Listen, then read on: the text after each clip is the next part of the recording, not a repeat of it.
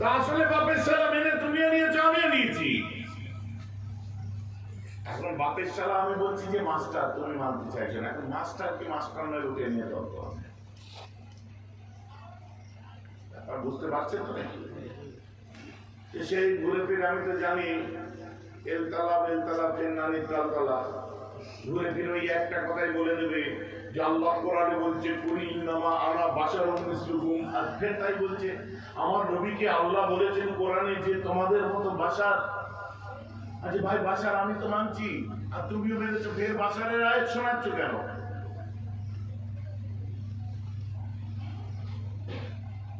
নূর যে নয় তুমি সেটা শোনাও। কথা বুঝতে পারছেন?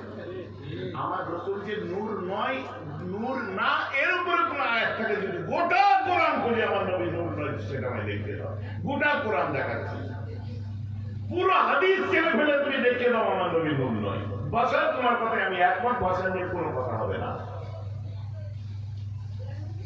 বিপদ পৃথিবীর জমিনে কোন বাপের বেটা এখনো জন্ম নেয়নি যে আমার নবী নূর নয় ওটা কোরআন থেকে সাব্যস্ত করতে পারে। বরং আমার নবীকে আল্লাহ কোরআন পাকের মধ্যে বলছেন ওয়াদাইয়ান ইলাল্লাহি বিইযনিহি ওয়া সিরাজাম মুনীরা। বলেন সুবহানাল্লাহ। ফাবিজাকুম বিল্লাহি নূরুন ওয়া কিতাবুম মুবিন। এইরকম ভুরি ভুরি ভুরি ভুরি ভুরি ভুরি কোরআনের আয়াত আমার রাসূল যে নূর বুঝে। তাহলে কি ব্যাপার ক্লিয়ার? বাসারে আপনি আমি একমত হয়েছি। আর নূর যদি হয় আপনাকে আমি কোরআনের আয়াত শুনিয়ে দিলাম নূর, আপনি একটা নূর নয়। এই ছোট্ট 5 মিনিটের গল্প শেষ। এটা নিয়ে অনেক আলেমরা অনেক নাড়াঘাটা করে, অনেক এই করে অমুক করে। এই যে মিলাদুন নবী যখন হয় আপনারা শুনতে পান না, মিলাদুন নবী হলো বিদআত। আচ্ছা প্রশ্নটা কি শুধু আপনাদের করে আমাদের করে না? আপনারা বোকা। আমার যুবকদের বলছে, মুরব্বীদের নাউজুবিল্লাহ বলার ক্ষমতা নেই। আপনাকে যদি কেউ বলে যে এই জলসায় বসা হচ্ছে হারাম, তো তার সঙ্গে জলসায় বসা নিয়ে তর্ক করবেন না হারাম কেন সেটা নিয়ে তর্ক করবেন। জোরে বলেন হারাম কেন? তো মিলাদুন নবী যদি বেদাত হয়, আমি তর্কটা মিলাদুন নবী নিয়ে করবো না, বেদাত কাকে বলে সেটা নিয়ে তর্ক করবো। কথা বুঝতে পারছেন? আমি ক্যাটেগরিক্যাল কোশ্চেন করবো তাকে, বেদাত কাকে বলে ওটা আমায় আগে বুঝিয়ে দাও।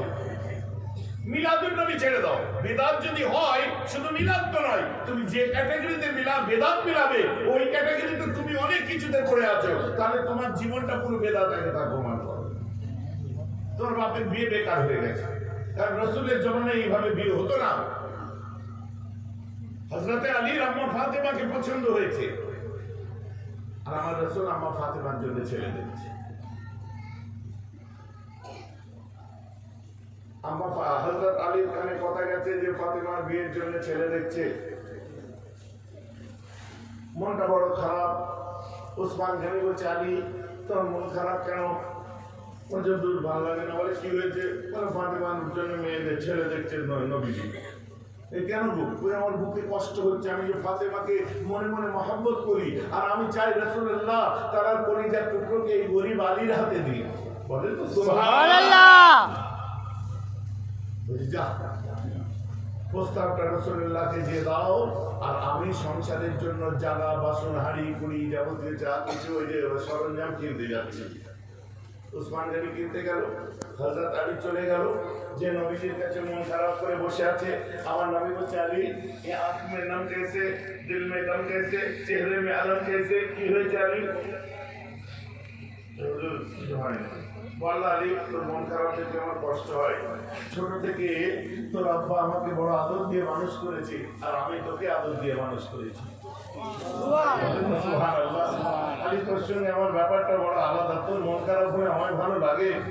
আপনি ফাতেমার বিয়ে ঠিক করেছেন কেন? বলেন না সুবহানাল্লাহ। কেন কি হয়েছে? হযরত আলী জানছে, আমি বুঝতে পেরেছি ফাতেমাকে তুমি বিয়ে করতে চাও, তাই তো? হযরত আলী বলছে হুজুর খাতুনে জান্নাতকে কি আমানত হিসেবে আমাকে দেয়া যায় না? আমার রাসূল মনে মনে বলছে আলী তো অনেক বড় আলিম, আলী তো অনেক মাসল ম্যান, দুঃসাহসী, আলী তো বড় বাহাদুর। আর আলী, আমার নবী বলছে, আনা মদিনাতুল ইলমে ওয়া আলী ও বাবুহা, আমি হচ্ছে ইলমের শহর আর আলী সেই সব শহরের দরজা। সুবহানাল্লাহ। আম্মা ফাতেমাকে যে বলছে, ফাতেমা তোমার জন্য আরো একটা বিয়ের প্রস্তাব এসেছে। ছেলেটা মুহাদ্দিস, ছেলেটা হাফেজ, ছেলেটা কারি, ছেলেটা বড় আল্লাহওয়ালা, মাসল ম্যান, বিশাল সাহসী, ছেলেটা মুফতি, এত বড় বিদ্বেন ছেলে বোধহয় আমার চোখে আমি দেখিনি। আম্মা বলছে কিনা, ওই পাত্রটা আমার মনে মনে পছন্দ, আপনাকে বলতে পারিনি। কে বলো তো? আব্বু আপনি আলীর কথা বলছেন তাই তো? প্রস্তাব কে দিল? মেয়ের বাপকে। মেয়ের বাপকে প্রস্তাব কে দিল? ছেলের বাপ যে দিল, ছেলের চাচা যে দিল, খালু যে দিল। যত শরীয়তে ইসলামে বিয়ে হয়েছে আপনি দেখেন, মেয়ের বাপকে ছেলে ডাইরেক্ট যে প্রস্তাব দিয়েছে। এখন মেয়ের বাপ রাস্তা দিয়ে বাপ ফিরছে, তুমি বাইকটা দান করে চাচা আসসালামু আলাইকুম দাঁড়ান। কি আমরা কলেজে পড়ে ওটা আপনার মেয়ে তো ফার্স্ট ইয়ারে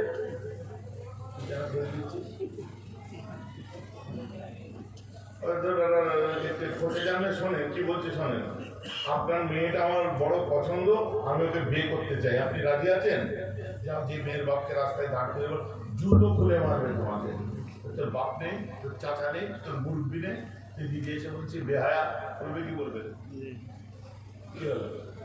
তোমারও বিয়ে ওইভাবে হয়েছে, মোহরে ফাতিমি দিয়ে বিয়ে হয়ে যেত। এই বরযাত্রীতে এত লোক, কনে যাত্রীতে এত লোক, অধিমায় এত লোক, চন্দননগরের লাইটিং, দুটো ছেলেদের সাক্ষী, দুটো মেয়েদের সাক্ষী, কথা বুঝতে পারছেন কি পারছেন না? নগদে আপনার কি বলে, আপনার দেড় মোহর আদায়, বাদ যেবার এত। এই যে সিস্টেমে যে বিয়েটা হচ্ছে, এই বিয়েটা আগে কর্মা করিয়ে বিয়ে হয়ে যেত। আর এই সিস্টেমে যে বিয়ে হচ্ছে, ইমাম আজম আবু হানিফার আব্বারও এই সিস্টেমে বিয়ে হয়নি, বুঝতে পারছেন না? আর সারা বাংলায় ওয়াহাবি বলো, তাবলীগী বলো, দেওবন্দি বলো, খারেজি বলো, রাফেজি বলো, সারা বাংলায় আহলে হাদিস বলো, ওয়াহাবি বলো, সবার বিয়েটা কিন্তু এই একই স্টাইলে হয়। মেয়ের কাছ থেকে এজেন্ট নিয়ে আসলো, এসে আসসালামু আলাইকুম, বিয়ে পড়াবার আগে জিজ্ঞেস করছে মেয়ে কি বললো, কবুল বলেছে? হ্যাঁ ইনশাআল্লাহ আলহামদুলিল্লাহ বলেছে। সাক্ষী কি বলো তুমি, শুনেছো? হ্যাঁ শুনেছো? হ্যাঁ শুনেছো? হ্যাঁ আপনি শুনেছেন? হ্যাঁ। কি সিস্টেম? কোরআন হাদিসে কোথায় লেখা আছে?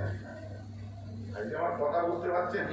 এটা যদি বেদাত হয়ে থাকে, কুল্লু বিদআতিন দালালা, দালালাতুন ফিন-নার, সব বিদআতকারী হচ্ছে আপনার গুমরাহ, আর গুমরাহরা হচ্ছে জাহান্নামী।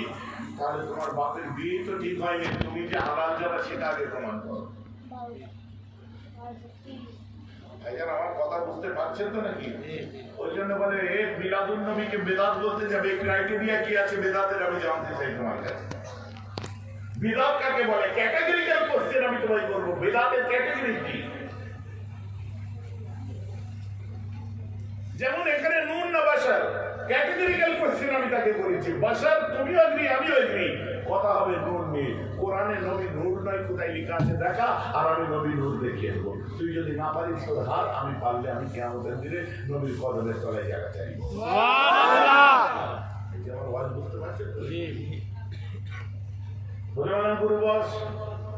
তোকে একটু বলে দিই, আমার আল্লাহ কোরআন পাকের মধ্যে এমন কোন আয়াত নেই যে আয়াতটা উইদাউট এনি রিজন তিনি নাযিল করেছেন। যে আয়াতটি নাযিল হয়েছে ওই আয়াতের পিছনে অনেক রিজন, অনেক কিছু কারণ আছে। বিনা কারণে আল্লাহ আয়াত নাযিল করে দিলেন কেন? করতে যাবে আমার রাসূল রাস্তা দিয়ে যখন হেঁটে যেতেন, হঠাৎ আবু জেহেল আল্লাহ রাসূলকে দেখতে পেলেন। দেখতে পেয়ে এরকম করে পাথর তুলে নিয়ে পিছনে লুকিয়ে দিলেন। লুকিয়ে দিয়ে আমার রাসূলকে বলছে, ভাইপো মুহাম্মদ তুমি তো নবী হয়েছো, তোমার কাছে আমার একটা প্রশ্ন। মুহাম্মদ আমার এই হাতের ভিতরে কি আছে যদি বলতে পারো, হাতের মুঠোর মধ্যে, আমি তোমাকে নবী বলে মেনে নেব। আমার রাসূল মুচকি হেসে বলেছিলেন, আমার বলার দরকার নেই চাচা তোমার হাতের মধ্যে কি আছে, বরং তোমার হাতের মধ্যে কি আছে ওই বলে দেবে আমি কে। সঙ্গে সঙ্গে হাতের ভেতর থেকে ফরমা শাহাদাতের আওয়াজ আসতে আরম্ভ করলো। আবু জেহেল কচ্ছপ জাদুকর দিয়ে চলে ফেলে দিল। তারা আমার নবীকে জাদুকর বলতে কি বলতো না, জাদু করে দিয়েছে। ইয়ামানের বাদশাহ এসেছে, দরজা খুলছে, মন্দার বাবা ভেতর ঢুকছো। নবীজি বলছে ভেতর থেকে, বাইরে থেকে বলছে मैं यमन के बादशाह हूँ। नबीजी बाहर गए ऐसे बोलते मैं भी दिन और दुनिया के शहंशाह हूँ, अल्लाह ने बनाया। सुभान अल्लाह। তুমি যদি নবী হয়ে থাকো, তোমার কাছে আমার 3টে প্রশ্ন আছে। প্রথম প্রশ্নটা বলতে পারলে তবে দুটো শুনতে পাবে। বলে কি প্রশ্ন?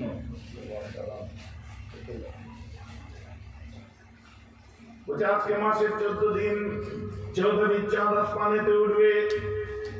আর 14वीं চাঁদ মানে সব থেকে জোর চাঁদ ওঠে। 14वीं চাঁদ মানে পূর্ণ জ্যোতিতে যে চাঁদ ওঠে। अरे পুরনো একটা গান আছে না, 14वीं का चांद हो या आफ्ताब हो, মুরব্বীরা বলে, আমরা শুনিনি। চাচা যেটা মুসলিমকে বেটার বেটার হাজির বলে, বাপি তো আমাদের যুগের। হ্যাঁ চাচা, তুই কি করে জানবি হুজুরের ছেলে? আমি কি কান্না বন্ধ করে চলি চাচা? আমারও কানে পড়ে, আমিও ফেসবুক চালাই। এরকম বললে তো তোর বুড়ি কেটে যাবে। আমি ওইসব চারি যুগি হুজুর আমি নয় বাবা, যা আছে সামনে আছে। আমার কথা বুঝতে পারছি তো? আর আমার ওই অন্ধ ভক্ত নিয়ে আমার কাজ নয়, ওই পড়াশোনা করা চোখ খান খোলা ভক্ত নিয়ে আমার কাজ। সমাজে বাস করি, সমাজ কিরকম জানে তারা। কথা বুঝতে পারছেন? হুজুর সিনেমা দেখেছেন কোনোদিন? আমি কি বলবো না, তাও কত আস্তাগফিরুল্লাহ। তাই এবার দেখে হুজুর সিনেমা দেখে না, ফেসবুক স্ক্রল করে এক্ষুনি সিনেমা এসে যাবে। এটা বলতে পারো 3 ঘন্টা ধরে হলে যেয়ে দেখেছেন, ওটা আমি কি বলে দেখি, ওটা আমি বলতে পারি, ওটা গ্যারান্টি আছে। সিনেমা দেখিনি বললে সিনেমা চলে যায়, তোমার ফোনে চলে না, গান চলে না, কত নোংরা নোংরা ছবি আসে না। সাধু সাজলে হবে? দুনিয়াকে লোককে বিশ্বাস আল্লাহ দেখতে পাচ্ছে না, তাকে জরুর হবে। তাহলে হাতে লোকের সামনে জোর গলায় বলছেন, আরে বাবা আল্লাহ যদি এর ওসিলায় মাফ করে দেয়, যদি কনফেস করি আমি, আমরা প্রত্যেকে নিজেদের গুনাহ খাতাগুলোকে যদি জাহির রাখি, আল্লাহ তাআলা আমাদের তাড়াতাড়ি মাফ করে দেবে। সুবহানাল্লাহ। গুনাহ করতে করবো, আর ভেতর ভেতরে সুদ খাবো, আর আল্লাহু আকবার বলে নামাজ পড়বো, দোকানে টাকা মেরে রেখে দিয়ে নামাজ পড়বো, মুদিখানার দোকানদারের পয়সা মিটাও নিয়ে নামাজ পড়ছো, চায়ের দোকানে 900 টাকা বাকি এখনো মিটাও নিয়ে নামাজ পড়ছো, 5000 টাকা ধার নিয়েছিল আজ দেবো কাল দেবো করে নেওয়ার সময় ভাই ভাই দেওয়ার সময় বাবার নাম ইয়াদ করিয়ে দেয়। খারাপ লাগছে না? আপনাদের এখানে না, ওধারে আছে।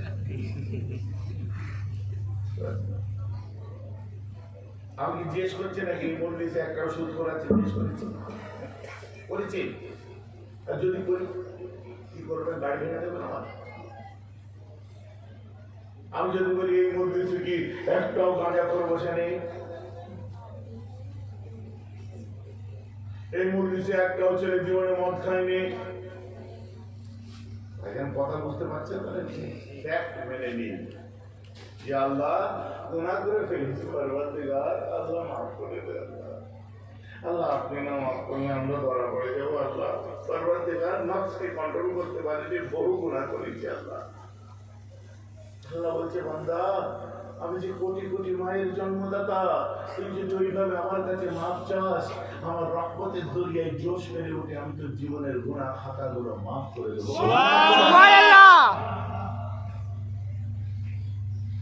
আল্লাহ কিয়ামতের দিনে ডাক দেবে, এই আমার গুনাহগাররা কোথায় তোরা? আমি আল্লাহ ডাকছি আয়। সমস্ত মানুষ গেছে, আল্লাহ বলছে আমি গুনাহগারদের ডেকেছি, তোরা কি করতে এসেছিস? আমি দেখেছি তো গুনাহগারদের, তোরা কি করতে এসেছিস? বলছে আল্লাহ আপনি তো বলেছেন গুনাহ করবি না, তাই আমরা গুনাহ করিনি। আমার আল্লাহ বলছে কেন গুনাহ করিস নি? আল্লাহ বলছে কেন গুনাহ করিস নি? আল্লাহ কি বলছেন? হ্যাঁ পাগল, আমার রহমান নাম রহম করি তাই, রহিম নাম আমি দয়ালু তাই, আমার করিম নাম আমি বলতে তাই, রাজ্জাক নাম আমি তোদের খেতে দিই তাই, আমার একটা নাম হচ্ছে গফুর, আমি ক্ষমাকারী তাই। তোরা যদি গুনাহ না করিস তো আমার ওই নামটা কি কাজে লাগাবো রে? বলেন না সুবহানাল্লাহ। তোরা গুনাহ করে ফেলেছিস, আয় জোফিল লাইল, রাতের অন্ধকারে নীরব নগরীতে আমার কাছে একটু জিয়াদারি কর, দুগুনা চোখের পানি ফেল, কান্না না পেলে কাঁদার মতো অভিনয় কর, আমি আল্লাহ আমার গফুর নামের ওসিলায় তোকে মাফ করে দেবো। সুবহানাল্লাহ। কথা বুঝে যাচ্ছে তো? একটু বেড়ে গেছিলাম মুসলমান, পিছিয়ে আসুন। কোন রিজিম ছাড়া আমার আল্লাহ জিন্দগিতে কোন আয়াত নাযিল করেননি। এমন মুসলমান আমার রাসূলকে বলতো জাদুকর, হাতের মুঠের মধ্যে পাথর আছে, হঠাৎ নবীজি আছেন, এসে বলছেন বুখারী শরীফের হাদিস গো, বুখারী থেকে কোট করছি। আমার রাসূলকে এসে বলছে কেন মুহাম্মদ সাল্লাল্লাহু আলাইহি ওয়াসাল্লাম তুমি কি নবী হয়েছে? বলছে কি প্রবলেম কি তোর? বলছে ওই যে দেখছো মরুভূমির মধ্যে একটা গাছ আছে দেখতে পাচ্ছো? বলছে হ্যাঁ, ওই গাছটাকে এখানে ডাকো, তোমাকে নবী বলে মেনে নেব। আল্লাহ রাসূল বলছে মানুষ আর না মানুষ কি পারে পড়ে আছে তো, হ্যাঁ পারবে না তাই বলো। বলছে শোন, ওই মরুভূমির গাছটা ডাকতে বলছিস তো, ওরে পাগল আমায় ডাকতে হবে না, তুমি যে আমার নামটা বলে তো গাছ চলে আসবে। সুবহানাল্লাহ, সুবহানাল্লাহ। আমার নাম বলে তো গাছ চলে আসবে। বলছি বলে দিলি চলে যাবে, যে বলে দেয় কে বলছে? আমার রাসূলুল্লাহ বলছে।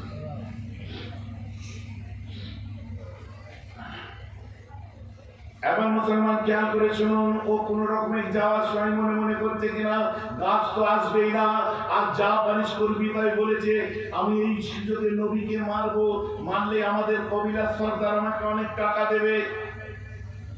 এইসব চিন্তা ভাবনা করে নিয়ে মরুভূমির মধ্যে উত্তপ্ত রৌদ্রে 5-7 কিলোমিটার দূরে হেঁটে হেঁটে গাছের নিচে গিয়ে যখন পৌঁছায়, গাছের নিচে দাঁড়িয়ে হাঁপাতে হাঁপাতে গাছকে বলে, এই গাছ তোকে মুহাম্মদ ডেকেছে।